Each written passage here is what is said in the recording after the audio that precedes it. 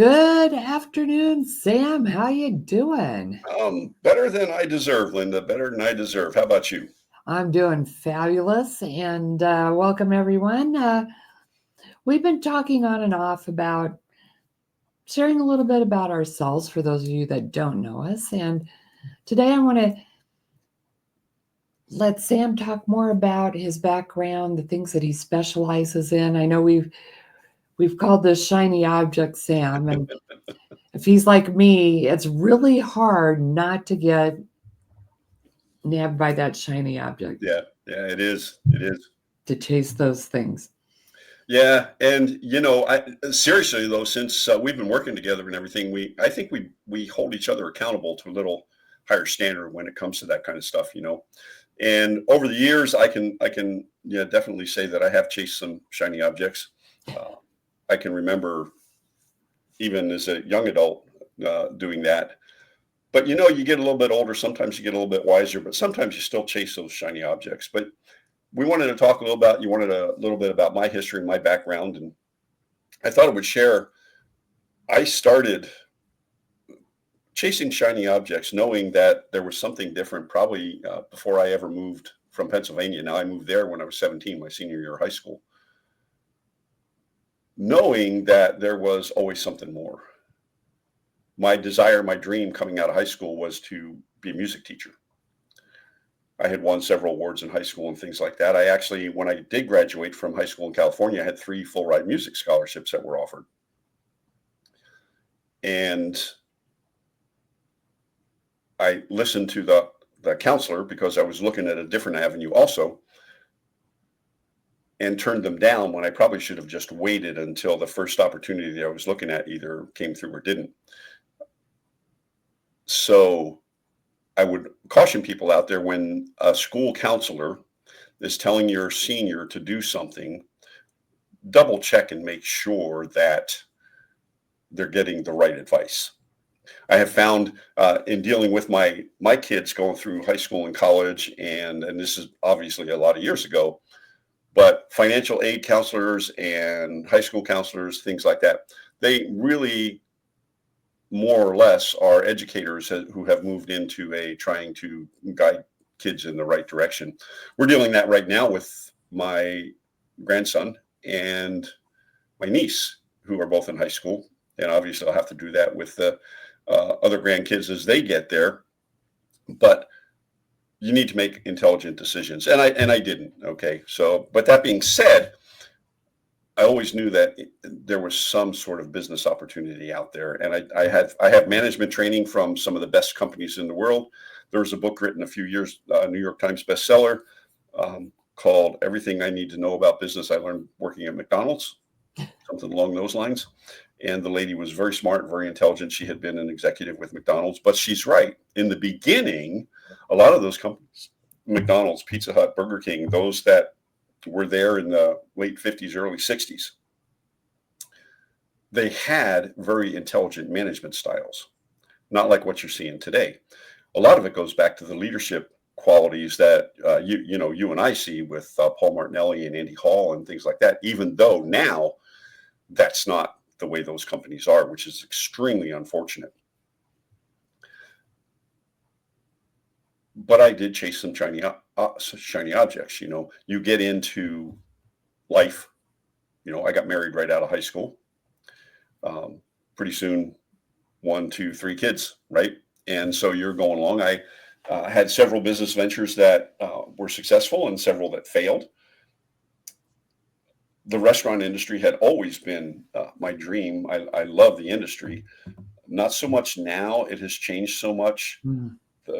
People have forgotten what it means to have good service, right?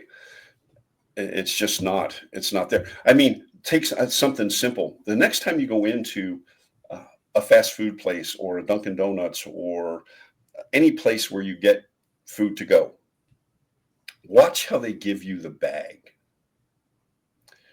Even McDonald's has gotten to the point where they don't do what they used to. So, and this may sound really silly, but we trained early on 2 folds Hmm. the bag. Keeps the bag closed, keeps the food in the bag hot. Now they just scrunch the bag up and hand it to you. You'd have got, Sometimes they don't even do that. yeah, they don't even do that. You just set it on the counter, right? We got fired for that back in the, I don't know, 70s, 60s, 70s. Okay.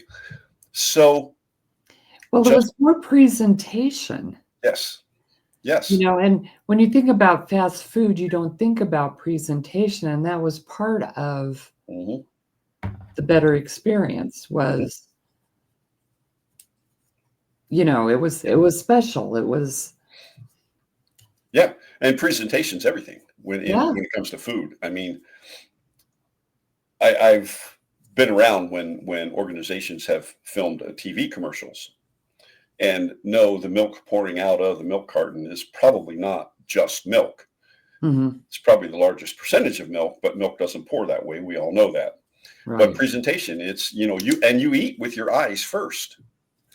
You see that food coming and it looks just like the picture that you saw on the menu. It doesn't matter if it doesn't taste quite like that. You think it does, Anyway, and so over the years, I've had some success and some catastrophic failures. Okay, but if you don't fail, you don't move forward. Yeah, you don't grow. You don't grow. And we're here's the thing: those failures were not mistakes. No. Okay, some of them. One of the biggest failures was totally out of my control. Totally out of my control. And that unfortunately, that's the one that cost me the most money. Still Of paying course. for it, right? And so, but you go forward and you've learned from that. And my wife and I have rehashed that. What did we do wrong? And even talking to some business consultants, some people we know and things like that, they're like, nothing, right? That the reason for the failure was totally out of your control. So, and all that money gone, right? Mhm. So a lot of people who were involved in that business that lost money just gave up. But you can't. You have to keep going forward. You have to keep pressing on. What we're doing today, I know we're supposed to be doing this.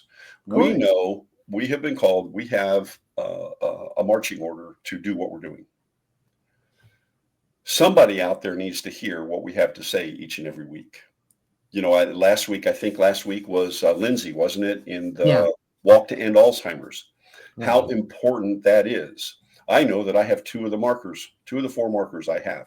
Does that mean I'm going to get dementia, that I'm going to get Alzheimer's? No, because there's not enough research, and then there's not enough research for the medications, for the things to prevent it or to slow it down or whatever. My mom had Alzheimer's, and it drastically affected our family. And I think everybody has been touched by it one way or another. And if not, you will be.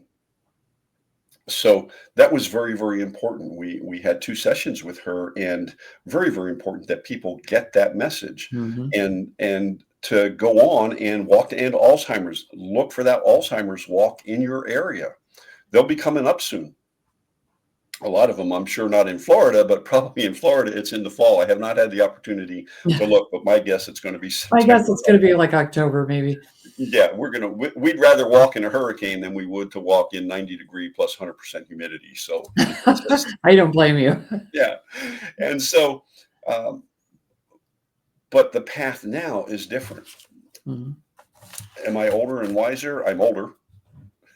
So the wisest decision I've made in the last few years was to be involved with Paul Martinelli, Andy Hall, Michael Schultz, Jan DeGallier, and all those folks that we're involved with, Mhm.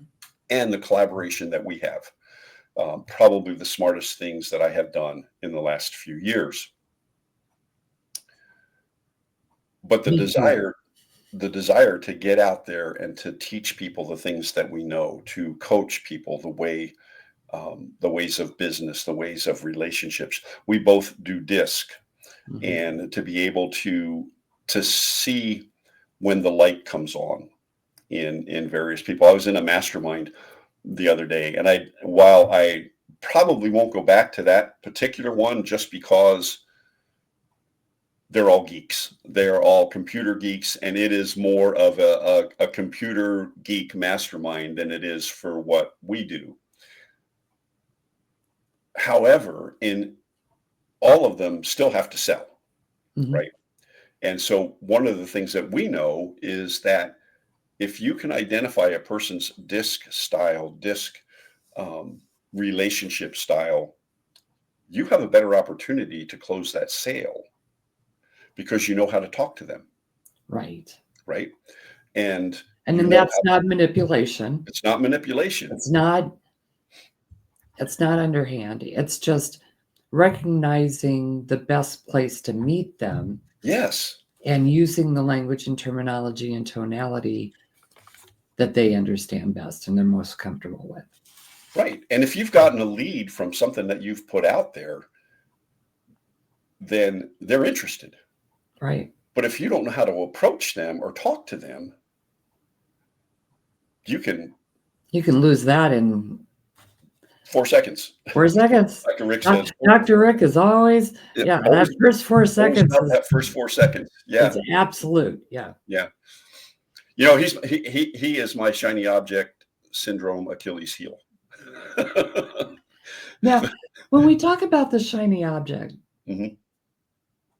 many of the things that I'm currently doing started out as a shiny object. So, Me too. how do you distinguish between what might be taking you off track versus what might be a necessary next step? Right.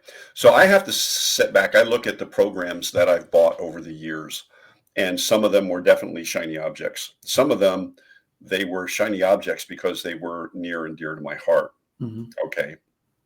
Now, this topic that I'm going to mention is probably going to upset some people, but it's because they don't understand what it really is. And that is, Paul offered a diversity, equity, and inclusion training. Mhm. So the biggest problem with that in today's idea of it is that it was all taken wrong. It Mhm. was pushed in a manner that it was not intended. So I can proudly say in all of my management experience, all the time, the thousands of people I've hired, fired, unfortunately, trained, and worked with over the years, never had a discrimination suit filed against me, never had a harassment suit filed against me because I treated people fairly. That's what diversity, equity, inclusion means. It's about treating people fair. It is about earning the seat at the table. It is about when you have earned the seat at the table that you are included in the conversation. Whereas the way it's been pushed in many of our institutions and things like that, that's not the case. So I jumped on that because it was something that was dear to me. I want to be treated fairly, and I want to treat people fairly in the workplace. I want to treat people fairly when I work with them, and so that was something that was um, probably a shiny object that I don't use, mainly because as soon as you mention it, people they They shut put you the off, yeah, and they it put doesn't matter. It doesn't matter where they come from in it, right? They shut it out because you're talking DEI. They hear the letters and it's no good.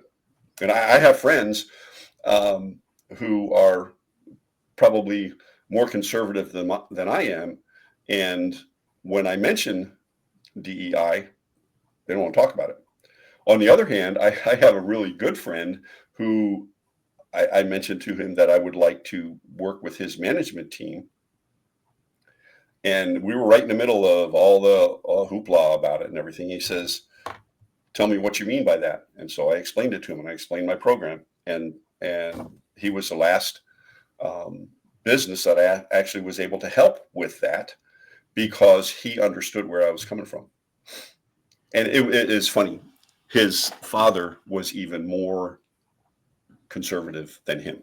I mean, if you talk ultra conservative,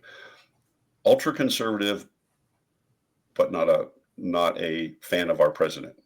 Okay, and okay. you can do that. You can be that Yes. way. Yes, you can. And so his idea of it was all about numbers. How many of this and how many of that? What this background, that background, this ethnicity, that and that's what he thought it was all about. It was a lot of people think it's some kind of quota. Yeah, and it is not. You and I It both is know not. that. But I knew that going in. Yeah. So, and I knew he was going to be there. He's one of the management team. So I developed this big, long formula about with different everything from age to gender to ethnicity to being Irish and all this kind of stuff. And that was my formula to start the presentation. And I saw the look on his face, and I saw the look on my friends. My friend it was everything he could do to keep from falling out of his chair. And so I had that up there, and I said, well, this is the formula that we use. And then the next slide was to get Vic to laugh, because that was his name. And so he realized that, okay, this is not going to be about numbers. And so, and we had a really great discussion. We also had a very diverse group of people in the group, because in this particular industry, I'm kind of skirting it because this would give it away too much, and I haven't asked permission. I have asked permission to use the father's name, but I haven't asked permission to use the business name. But this is an industry that is, I would say, 98 to 99% male. It's an industry where it's very ethnically diverse, or not diverse, very straight down the line. But at the table, the people that he included, most businesses in that genre would say, wow, you have women at the table. You have very different ethnic groups at the table. How did you do that? Well, they're all here because of their abilities. They're all here because they've proved themselves, even in an organization, not an organization, but in an industry that really doesn't really accept women. Okay. And there's several women at the table. So anyway, so that particular organization, and they all benefited from it. They all understood what we were talking about. So, and they understood what they couldn't, and shouldn't do each and every day at work. So it was kind of fun. It was really fun. But you don't mention that now. So shiny object, yeah. Do I regret paying the price for Paul's program? No, absolutely not. And it's still, we're just back to planting seeds again. Yes, exactly. It's that program, and face it, the programs Paul and Andy and everyone offer through EL, they always have many uses and many benefits from them. Yep. So, you could have 5 of us saying, I'm going to talk about diversity, equity, and inclusion, and it wouldn't be the same. No, not at all. And that's one of the powerful things about what we get through Empowered Living, and Yep. and from Paul and from Andy and from everyone. But the shiny object thing, it's very real, and it's very easy to get off track. Mhm. But if you find that you have been pulled off track, get the good value out of it. Don't just say, oh, that was a waste of time. It doesn't have to be a waste of time. Exactly. You were attracted to it for a reason. Mhm. You you participated for a reason. Get the good out of it. And if there were lessons that you needed to learn from that, document those lessons. That's what Right. It's all part of the human experience. Mhm. Yep. Just don't get so caught up in chasing the new thing that you lose, unless your focus is to learn every new thing you can. Right. Yeah, and that'll cost you. But you do too. At the time, I really thought I would use it. Mm-hmm. On the other hand, so it's all things I was doing anyway. Mhm. Only it was put in a presentation that was much more manageable and much more, um, what's the word, impactful than my knowledge. Well, it had all of the data. It has all the data. It has Mhm, all of the best language, mhm, and it has all the things to back up. It's not just me saying, "Well, this is how I live and how right, I work." There's proof of the benefits, right, right. besides the fact that treating everyone like human beings is what we should be doing. Absolutely, absolutely.